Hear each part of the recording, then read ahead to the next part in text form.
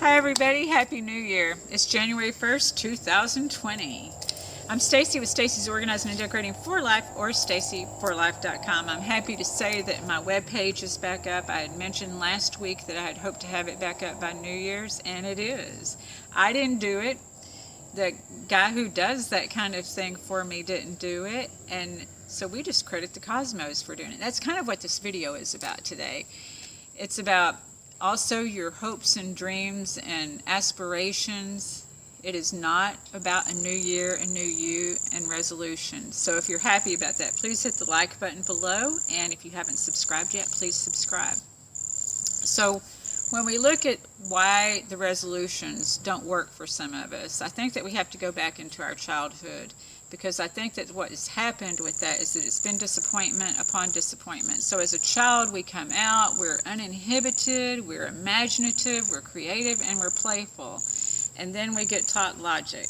And so when we're growing up, we have many disappointments. We want to do this, or we try for this, and maybe we don't get the right kind of guidance to teach us to continue to keep going forward, or to honor our dreams and aspirations. So we tend to get locked there. So then when we get grown and we make a resolution and it doesn't work, we just chalk it up to the same, there's bugs out here, the same kind of things that held us back when we were children. We haven't healed from that, and that's what my business is helping people heal those blocks, So that's why I say we look back at a child and what those belief systems created in us back then to where we're not progressing to where we want to be now. I'm not saying that you're not progressing, because I work with many, many talented people and everything. It's just that sometimes we get a little block here and there. So I think that what happens is we forget our magic. We forget that child within us when we have that disappointment upon disappointment, and then we get to be adults and we have to be responsible. And let me tell you that part of dealing with those disappointments as a child is when you grow to an adult, doing the healing work from it, because your parents don't own it anymore once you're an adult. So it's our responsibility. So it's balance, as I'm always talking about, is we have to have balance. We have to be a responsible adult. And then we also have to, if we're creative, we can manifest our creativity once again. Sometimes we have to pray to get that stuff back, because we've buried it so long. We go to work, we come home, we watch TV and relax, go to sleep with the TV on. I'm just suggesting a balance, because I obviously love YouTube. I learn a lot off of YouTube. I don't know if I could live without YouTube, just like a lot of people. I like Netflix. I like to be entertained by the TV and movies and stuff. And all those are great things, but they're luxuries. But people end up using them as a daily life and a daily tool, and they don't have to be. It's all about balance. So we forget to play like we did as children. We forget to be creative and imaginative in these ways that are for our betterment for ourselves. Oftentimes we do it for other people, but not for ourselves. But if we want to manifest for ourselves, which the recipe for manifestation is magic, mystery, and miracles, but you have to believe in them to achieve them. And also, like Walt Disney, when you wish upon a star, it makes no difference who you are. Your dreams will come true, but you have to believe. The problem is that people believe for 5-10 minutes till it doesn't happen, and then they consider it not going to happen. So I'm also going to talk to you by the end of this video about my practices, because people ask me, do you do spiritual practices or rituals? And I do, because it is about that playfulness. It's about taking that time out consciously to unite with my universe, my God, my higher power, my cosmic consciousness, the divine intelligence, everything, and the awe. So I take the time out to do that, not just 5 minutes out of the day. I take time out. There's periodically where I just, sometimes I walk from the laundry room to my house, and I'm just grateful for the weather. But then, I find great gratitude in many things, and you got to start with the small things to build up to the big things. And so it's having those small pleasures in, like the internet, the cosmic, repair people of the internet, or whatever, the cosmic internet repair. So there's magic, mystery, and miracles everywhere if you just believe. the thing is we're too willing to give up. But a lot of the problem is when we do these resolutions, we're comparing ourselves to somebody else. And sometimes it's people we don't even care for or like. So this is a new year, new you know. It's remembering who you are, remembering who you want. You don't need a new year, a new you. You need to remember who you are every day. So that's where my rituals come in, is that I do my rituals every day, every month, every quarter, every year. It's not just that I make a resolution once. If I want to keep thriving and achieving things, I have to be conscious and aware and look at the small things that develop into big things. And anybody who is successful will tell you that's how they did it, that they had many failures before they got to be successful. My favorite, Johnny Depp, he says that he had 20 movies that were not successful before he finally was successful. So I think they were all good, of course, but anyway. So it's just staying consistent and with intention. What are your intentions? That's the problem with resolutions too, is if it's not your intention, and sometimes just saying it doesn't mean you're intending it. It has to be an intention embodied. You know, the people that do succeed, I believe it's embodied, and they've just decided, I'm going to do this, you know, and so they just keep doing it until it's a success. So that's why I say it has to go back to you and remembering who you are. So on my practices in the evening time, I always have my trusty candle here. I have a candlestick and a candle and the flame and the smoke. Those are very important in my rituals. But January 10th, we're going to have a full moon. And not only is this our first full moon of the year, but it's also going to be an eclipse. So what I do on the first full moon of the year is I put out a little jar about this big with water in it. And I also set my crystals outside, so my crystals can bathe in that fresh full moon of the first of the year. That's how we get charged up in the year. And then I have that water, and I use the water in my new moon rituals and stuff. So we'll get to that, but everything starts with this. This is my magic carpet. So I lay the carpet out here on the grass. And then I get my candle that I just showed you, and I have my copal. The copal keeps the mosquitoes away and evil spirits. They're kind of one and the same, right? So, and then I have my sage out here.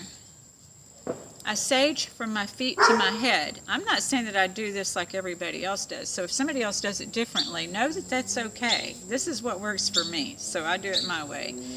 But I start with my feet because I want any obstructions in my path, any negativity, anything that keeps me from my highest, best good to be cleared from my path. So I start with my feet and my legs, and then I work my way up. I do my chakras. I do under my arms, so that anything that keeps me from giving and receiving, anything that's blocking me from that, be removed. I have no use. And then I go up to my head, and I want to make sure that this is open, because that's where all the divine intelligence, the thoughts, the ideas, the creativity, the imagination, all of that comes in. So I want to make sure that's cleared of anything that keeps me from any of that. So that's what I do on the full moon, and I get out there and I just am in celebration of all that I've been given. Is the full moon represents full circle. So everything's come full circle. But I asked for those things to be removed that happened the last month, because as you know, I do the tracking. So I'm ready to start anew. It's cleared and cleansed for me to go forward when the new moon comes. When the new moon comes, I have that candle and 4 other candles out, because I do each direction, each element. I do all of that in gratitude for what I'm getting. That's the air, the earth, the fire, and the water. And this all goes up into the ethers, hence the candles. So at nighttime, and when I use my water, I told you, because I sprinkle the water all around me. Our bodies are made of 70% of water, and I'm grateful for that. I'm grateful to have a healthy body, y'all. So I put the water out, and I put salt out. Those also keep things out of my little circle, because this is my time.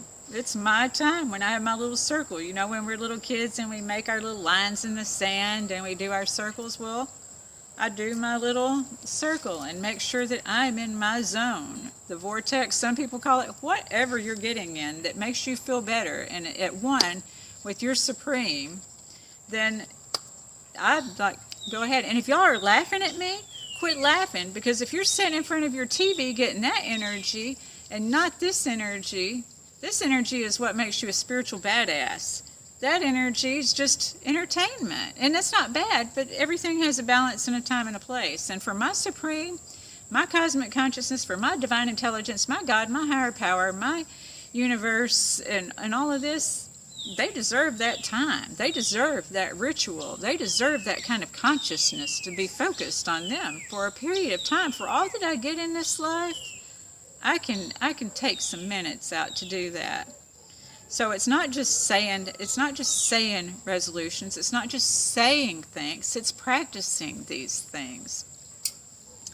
At nighttime, I light my incense and my candles, and of course I do the incense with all this, but at nighttime I light my incense and my candle, and I sit there and I meditate and I pray for myself and I pray with others, but it's kind of like doing that birthday wish every night, because I believe that the things that I need to purify, thoughts that need to be purified. When I think negative thoughts, because look, I can think some negative thoughts and say some throat off stuff on occasion. I don't hurt people's feelings with it.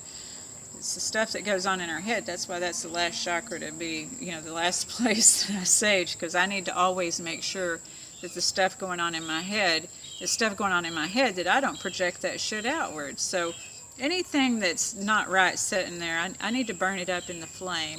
But my dreams, hope, and aspirations, they need to go up in the smoke. That's up into the ethers, up into the heavens, if you will, whatever you want to call it. But that's where they need to go, because they are manifesting. The thing is we like spontaneity till we have to wait for it. But the thing is with spontaneity, just like the child, you have to wait for it. It's going to happen. It's that patience. We get things done right now. In modern technology and stuff, things just have to go right now. But it's in that there's so many principles that we can develop if we're willing to wait, and that's where our gifts are. So as we come into the next week and everything that we'll be talking about, I'll tell you in a minute. I'm going to go ahead and read Desiderata. I'm sorry. Okay? So, Desiderata. We're going to read the last part of it. Start with something else next week. I'll tell you in a minute. So, hopefully I don't mess this up. Sometimes my words get twisted. All right. It says, be yourself. That's where I'm at, I know. I'm trying to read it. Be yourself. Especially do not feign affection. Neither be critical about love, for in the face of all aridity and disenchantment, it is as perennial as the grass. Take kindly to the counsel of years, gracefully surrendering the things of youth. Nurture strength of spirit to shield you in sudden misfortune. But do not distress yourself with imaginings. Many fears are born in fatigue and loneliness. Beyond a wholesome discipline, be gentle with yourself. You are a child of the universe, no less than the trees and the stars. You have a right to be here, and whatever is clear to you, no doubt the universe is unfolding as it should. Therefore, be at peace with God, whatever you conceive God to be.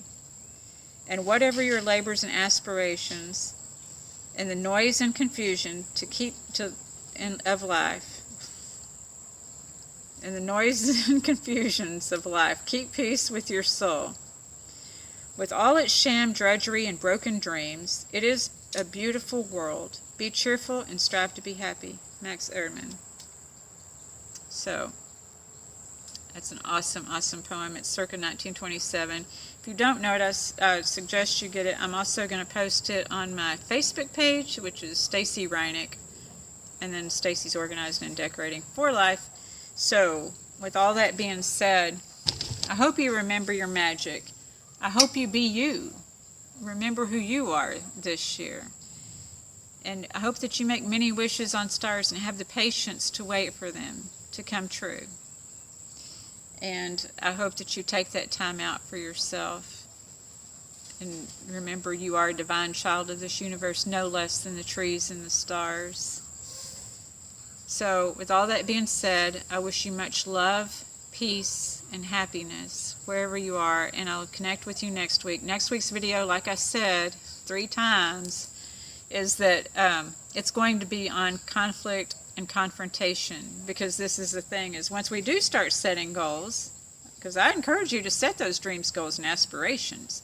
What usually happens, though, is somebody comes along and kind of makes it is negative or challenging to those dreams, goals, and aspirations. So we're going to talk a little bit about that and how you can handle that. So again, peace and prosperity for 2020. See you later next week. Bye.